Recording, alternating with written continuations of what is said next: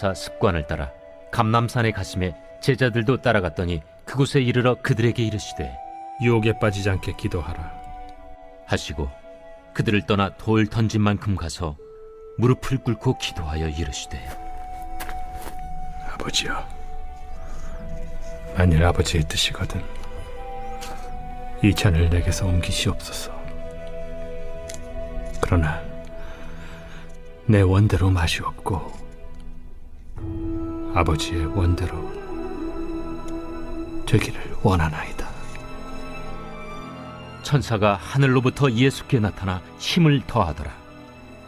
예수께서 힘쓰고 애써 더욱 간절히 기도하시니 땀이 땅에 떨어지는 핏방울같이 되더라. 기도 후에 일어나 제자들에게 가서 슬픔으로 인하여 잠든 것을 보시고 이르시되 어찌하여 자느냐? 시험에 들지 않게 일어나 기도하라.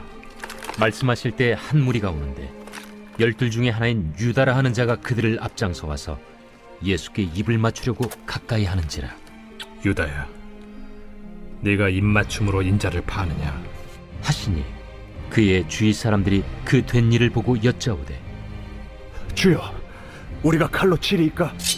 그 중에 한 사람이 대제사장의 종을 쳐 그 오른쪽 귀를 떨어뜨린지라.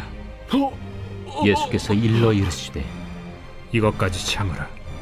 그 귀를 만져 낫게 하시더라. 예수께서 그 잡으러 온 대제사장들과 성전의 경비대장들과 장로들에게 이르시되 너희가 강도를 잡는 것 같이 검과 몽치를 가지고 나왔느냐? 내가 날마다 너희와 함께 성전에 있을 때 내게 손을 대지 아니하였도다. 그러나 이제는 너희 때요 어둠의 권세로다. 예수를 잡아 끌고 대제사장의 집으로 들어갈새 베드로가 멀찍이 따라가니라. 오늘 이 말씀을 통해서 나는 어떤 무기를 들고 있는가를 점검해 보시기를 바라는데요. 예수님은 성만찬 자리에서 제자들이 고난의 길을 걸어가야 함을 말씀하시고 전대와 배낭을 준비하고 겉옷을 팔아서 검을 사라 라고 말씀하십니다.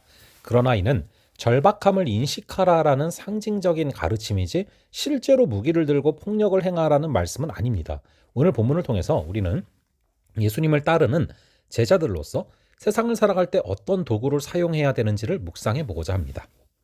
예수님의 이 감람산 기도에 대한 누가의 기록은 마태나 마가의 기록과는 좀 다릅니다. 누가복음에서 예수님은 고민하거나 슬퍼하시지 않고 제자들 중에 세 사람만 따로 데리고 가시지도 않습니다. 그리고 깨어있으라가 아니라 기도하라라고 당부하시죠. 누가는 몇 명의 제자만이 아니라 모든 성도가 기도로 세상의 유혹을 이겨야 한다. 그리고 손에 들어야 될 무기는 기도다 라고 강조를 하고 있는 것이죠. 예수님이 십자가를 거부하라는 유혹을 받으셨듯이 제자들도 세상에서 유혹을 받을 텐데 그때 기도로 대적해야 된다는 것입니다.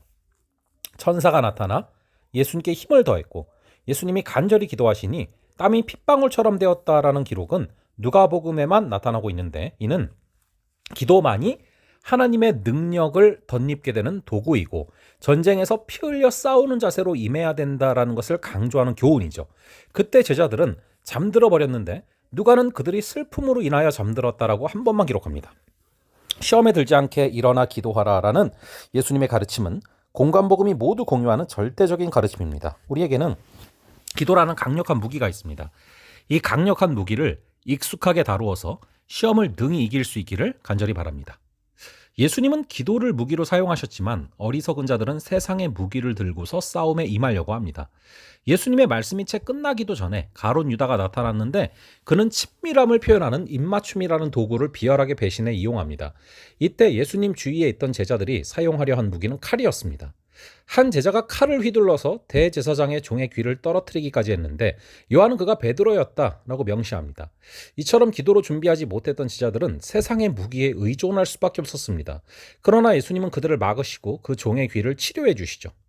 칼은 결코 승리의 도구가 될 수 없고 오히려 인내하고 선을 행하는 것이 승리의 길임을 직접 보여주신 것입니다. 예수님은 당신을 잡으러 온 자들이 잘못된 시간에 잘못된 무기를 가지고 왔음을 지적하십니다. 그들은 성전에 속한 사람들이었고 예수님은 늘 성전에 계셨기 때문에 그들이 언제라도 체포할 수 있었습니다. 그들은 예수님을 잡으려면 사람들이 보지 않는 밤에 검과 몽치를 가지고 가야 한다고 생각했지만 그들이 선택한 시간과 무기는 그들이 세상에 속한 자들이며 하나님의 심판 아래에 있음을 확증해 주는 것입니다.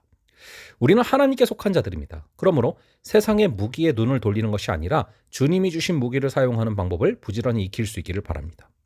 예수님은 기도라는 무기만을 가지고 악한 세상 가운데로 걸어 들어가시며 우리에게 나를 따르라 라고 말씀하십니다.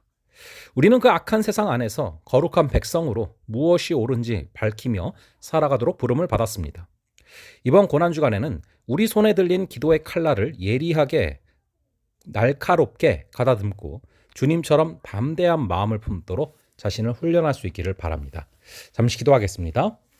아버지 하나님, 우리의 손에 무엇이 들려 있는지를 바라봅니다.